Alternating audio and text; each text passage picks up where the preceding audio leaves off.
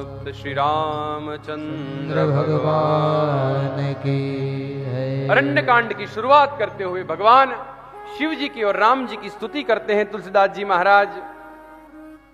एक समय की बात है, चित्रकूट में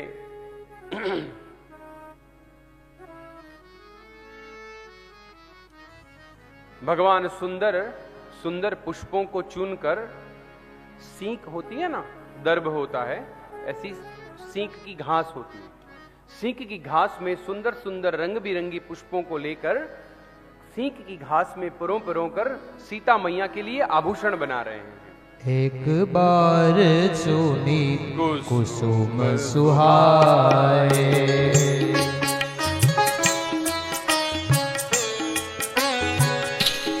ओ निज कर भूषण राम बनाए।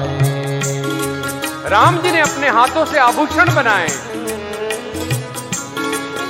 ओ सीत ही पहराए प्रभु सादर, सीत ही पहरा ए प्रभु सादर, सीत ही पहराए प्रभु सादर।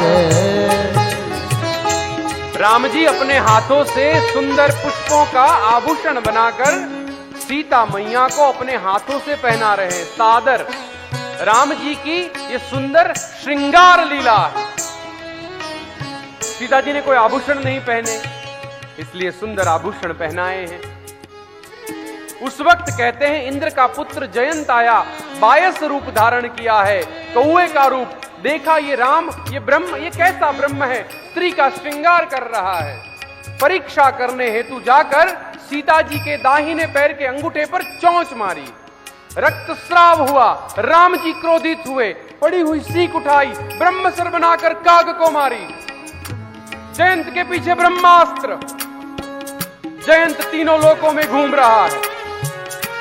ब्रह्मा जी के पास गया, ब्रह्मा जी बचाइए।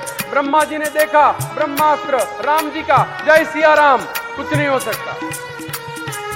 शिव जी के पास गया, शिव जी दूर से ही, वापस जाओ। कहते हैं इंद्र के पास गया, अपने पिता के पास। इंद्र ने दूर से देखा जयंत आ रहा है, पीछे क्या पड़ा हुआ है, राम का ब्रह्मास्त्र। इंद्रपुरी के द्वार बंद कर दिए।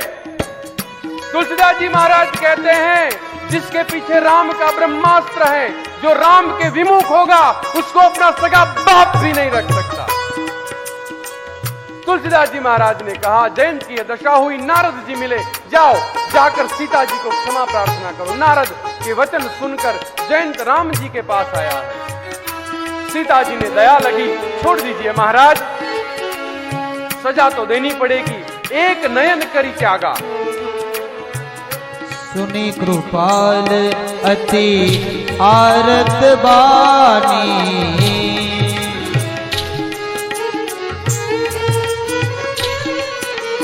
ओ सुनी कृपाल अति आरत बानी।